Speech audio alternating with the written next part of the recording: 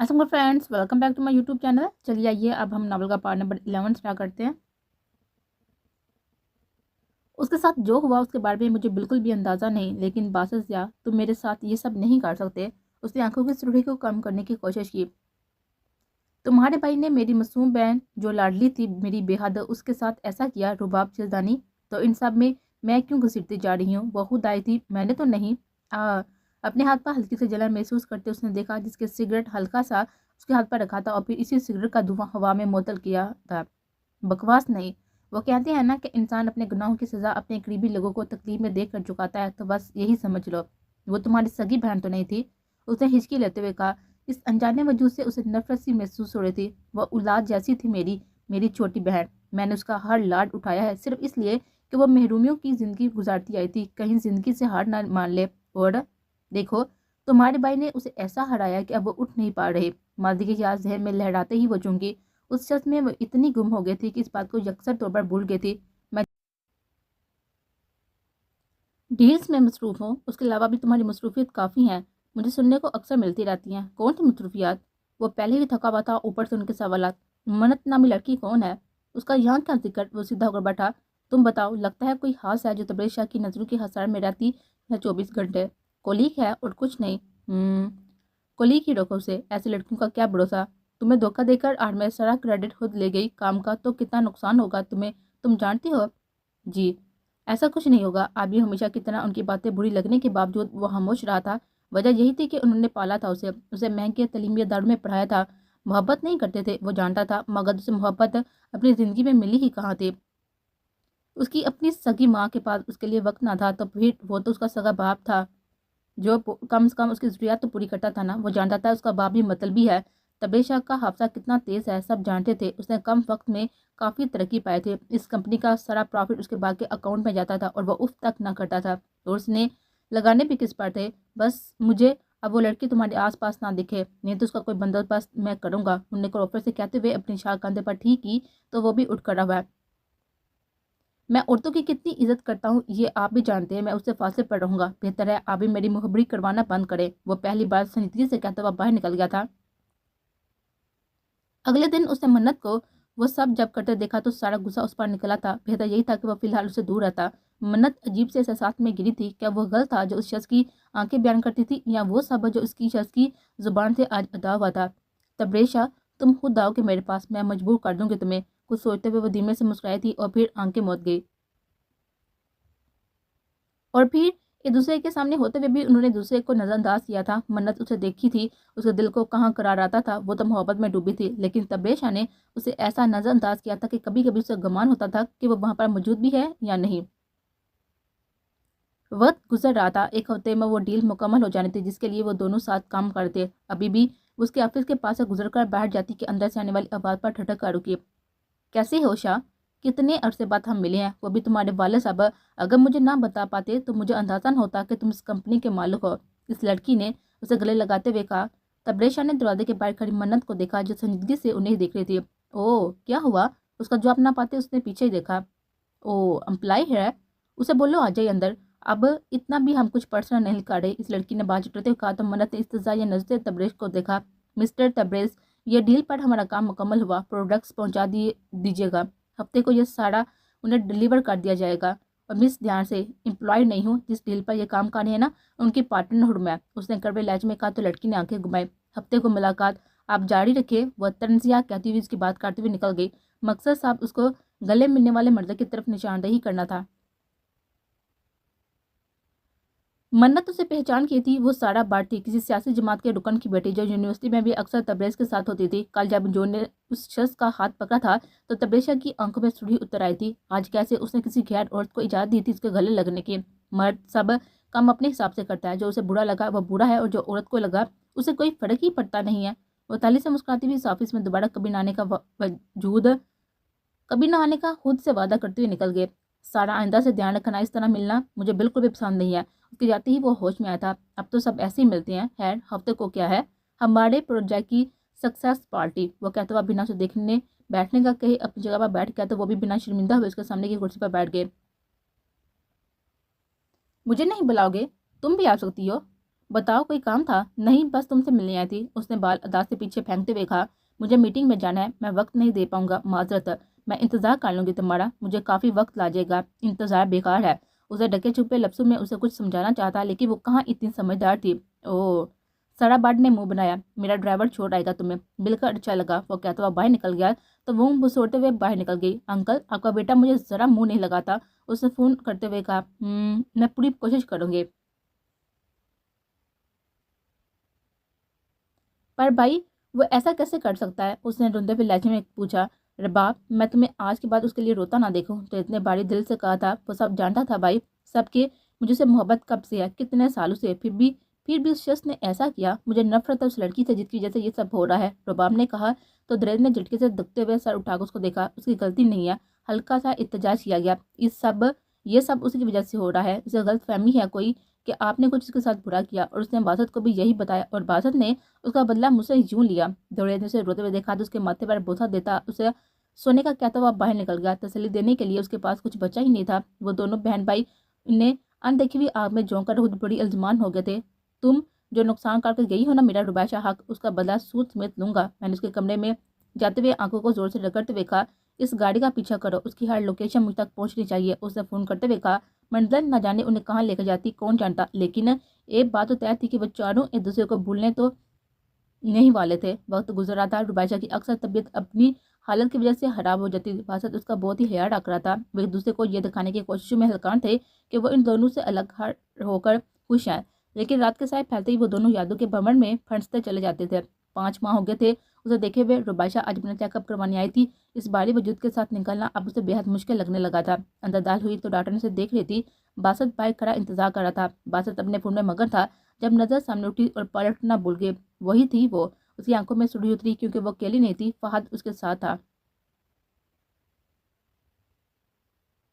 वो दोनों खुश गप्पू में मसरूफ थे। बासत ने हाथ की मुठ्ठियां बीची और उन्हें देखने लगा। रबाब का हाथ फात के कंधे पर देखते उसे शोला बार निगाहों से उसे देखा और नंबर मिलाते हुए फोन कान से लगाया।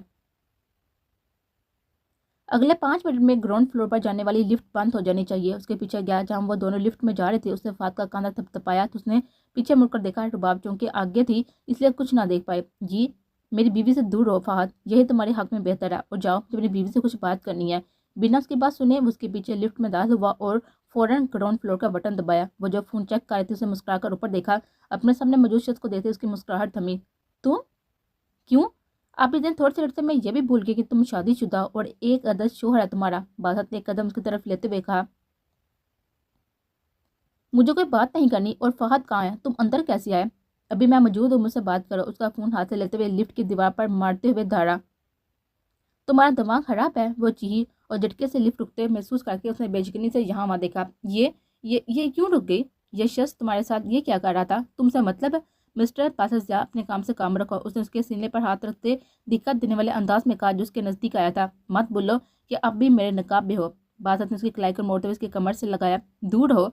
रबाब ने उसे देखते हुए कहा और बासत ने उसे देखा जिसकी आंखों के नीचे हल्के थे। अब वो काफी कमजोर भी हो गई थी पहले से। मुझसे दूरी का काफी सदमा लिया तुमने। उसकी दुखती रब पर हाथ रखते हुए मुस्कुराया। तुम्हारी गलत फहमी है। मैं खुशियों के वक्त पर ऐसे शख्स से मेरा पीछा छूट गया जिसका दिल ही मेला है। बासन ने उसका जबड़ा बीचते हुए उसे पीछे लिफ्ट की दीवार से लगाया। तमीज से बात करो रबाब, किस रिश्ते से? क्या मैं तुम्हें जानती हूँ? वो तलहीस से बोले। बासन ने उसके होंठों की मुस्कुराहट देते पल में फैसला किया और उस पर झुकाया। अपने होंठों पर उसकी जरहाना गिरफ्त महसूस करते हुए फड़फड़ा कर आई गई थी। इस रिश्ते से मुझे लगता है इसके अलावा कोई भी जवाब तुम्हें मुतमिन ना कर पाता। रुबाब ने नम आंखों से उसे देखा। गहरे गहरे सांस बढ़ रही थी। मैं तुम्हें दोबारा उस लड़के के साथ ना देखूं रुबाब। बासन ने उसके लबों को अंगूठे से सहलाते हुए कहा। तो ठीक है, मेरी भी एक शर्त है। क्या? अपनी बहन को निकाल दो घर से, मैं तुम्हारी बात मान जाऊंगी। गलत फहमी है तुम्हारी कि मैं ऐसा करूंगा। बासत उससे दूर होकर खड़ा हुआ। मुझे इस रिश्ते से आज़ाद कर दो बासत, उसने खामोशी को तोड़ते हुए कहा। तो बासत ने उसको देखा। नामुमकिन, मैं मुमकिन बना दूंगी उसे कोर्ट में केस करके। चलो ये भी करके देख लो। बासत ने फोन निकालते हुए मैसेज किया और उसे देखा जो सूरज चेहरा लिए उसे देख रही थी। तुमने आज एक बार फिर साबित कर दिया कि तुम्हारी बहन तुम्हारे लिए हर रिश्ते से ज्यादा जरूरी है। उसने आंख के आंसू साफ करते हुए कहा। तुम्हें तुम्हारी बहन मुबारक, क्योंकि बीवी तो अब कभी मिलेगी नहीं। वो कहते हुए लिफ्ट खुलते ही बाहर निकल गई। पास कितनी ही देर वहां पर खड़ा उसके लफ्जों पर गौर करता रहा।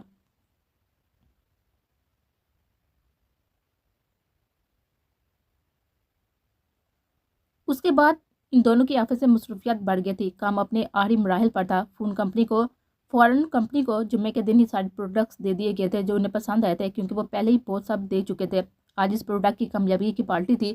اس ڈیل سے ان دونوں کو فائدہ ہوا تھا, لیکن تبریز نے آدھے سے زیادہ کریڈٹ اور کیش نامحسوس انداز میں منت کی کمپنی کو دیا تھا. پارٹی اپنے عروج پر تھی, لیکن وہ اب تک نہ آئی تھی. اسے شرمندگی ہوئی کیونکہ فارن کمپنی کے ممبر بار بار کا پوچھ رہے تھے, اور منت نے گھر سے نکلتے اپنا فون دیکھا. جب شخص کا نمبر جگمگا رہا تھا, اس نے کال کاٹی اور اندر کی طرف قدم بڑھائے. اس کے اندر دال ہوتے ہی کافی لوگوں کی نظریں اکٹھی اس پر گئی تھی, اور اس شخص پر جو سامنے سارا بٹ کے ساتھ کھڑا تھا.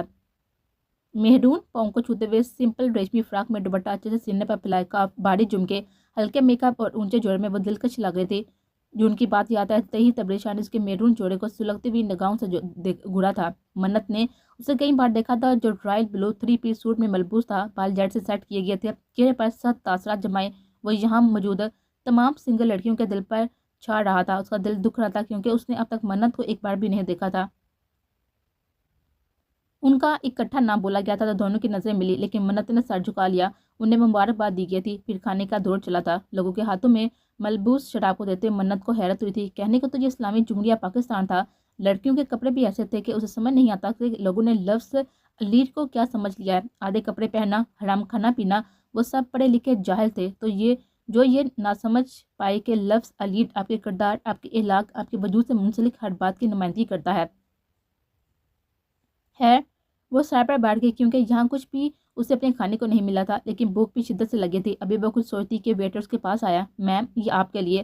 اس نے آگے کھانے کی ٹرے کی تو وہ چونکی جس پر برگر کے ساتھ کوک کی تھی اور میٹھے میں کپ کیک. یہ کس نے دیا؟ اس نے حیرانگی سے پوچھا. تبریز سر نے آرڈر کیا تھا تو ان کے مینیجر نے آپ کو دینے کا بولا. ویٹر کہہ کر چلا گیا. اس کا دل دھڑکا. وہ بھولا نہیں تھا منت مٹن یا بیف والی کوئی ڈش نہیں کھاتی ہے. ابھی وہ کھاتی کے سامنے سے سڑا آئی. اوہ سوری, یہ ویٹر بھی نہ تمہیں دے گا. شاہ نے یہ میرے لیے منگوایا تھا میرے کہنے پر, کیونکہ مجھے یہ سب نہیں کھانا تھا.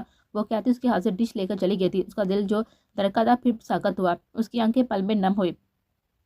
اس نے ساتھ میں جو ٹرے جو ابھی رکھ کر گیا تھا ویٹر, اس میں سے مٹھائی اٹھا اور کھا لی. 2-3 کھانے کے بعد اس نے پانی پیا.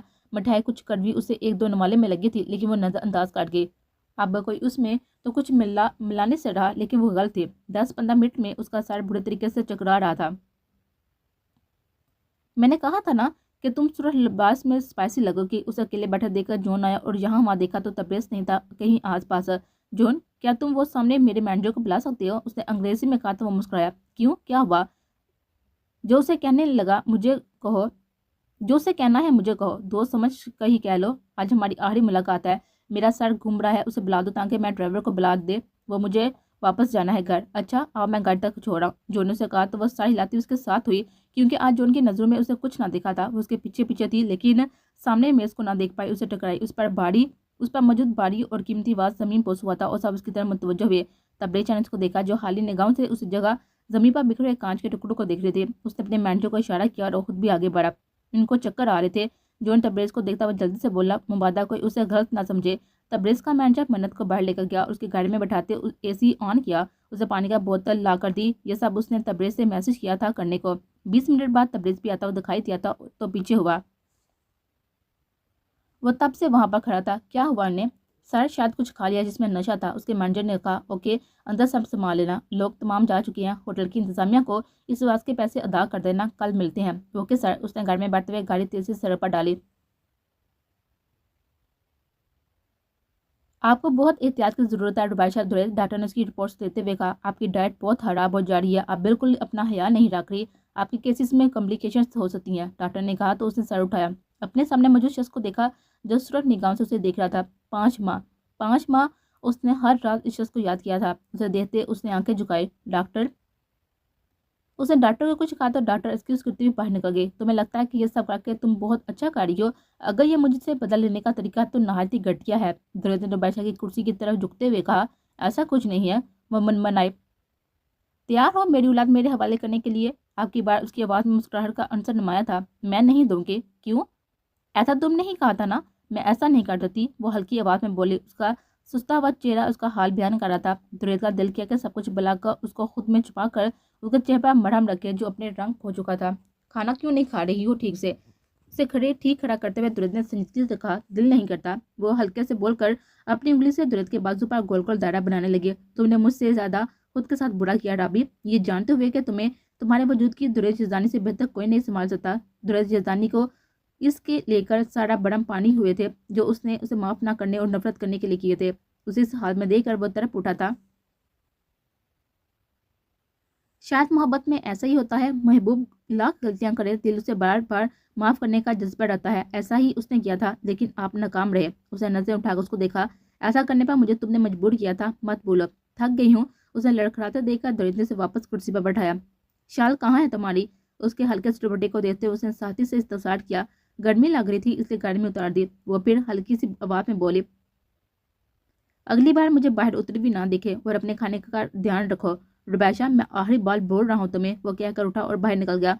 वो जो उससे सब कुछ कहना चाहती थी दिल में सूख कर गई। अभी तो देखा था उसे और वो पल में उसे दूर हो गया था। ये सही था, उसकी हालत दिन ब दिन गिरती जा रही थी क्योंकि वो ढंग से ना खाना खा रही थी ना कुछ। वो चार लोग एक दूसरे से खुद दूर हुए थे, लेकिन अब बिन पानी मछली की तरह तड़प रहे थे दूसरे के लिए। उसका कल अच्छा था या उससे भी भयानक, वो खुद नहीं जानते थे।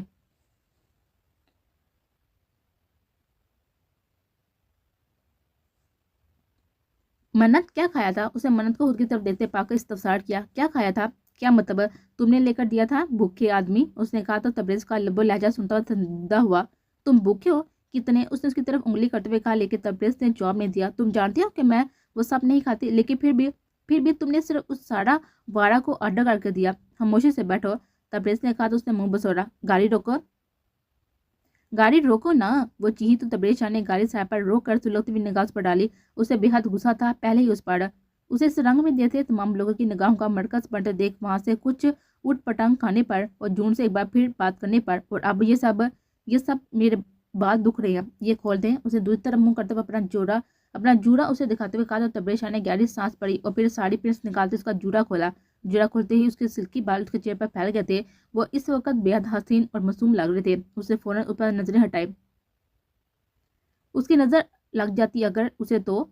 तुमने तुमने मुझे गुरु का नजर लगा देनी है, शाहू के बच्चे। मन्नत उसके बाड़ी हाथ पर मुक्का मारते हुए कहा। तमीज से बात करो मन्नत, वो दारा। उसका लबो लहजा उसे जहर लग रहा था। चलो खाना खिलाओ मुझे।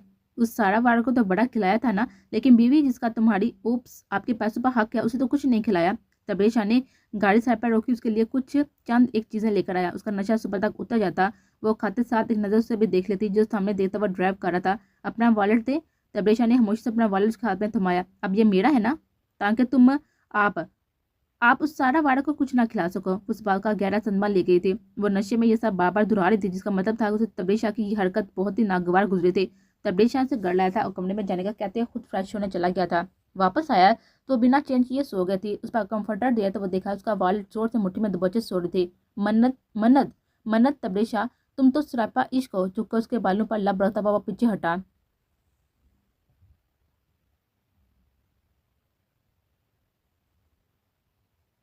रुबाशा थाकर बासत के साथ घर आ गई थी। वो दोनों अपनी अपनी सोचों में डूबे हुए थे। रुबाशा बासत के डांटे पर खाना खा लेती थी, लेकिन बहुत कम।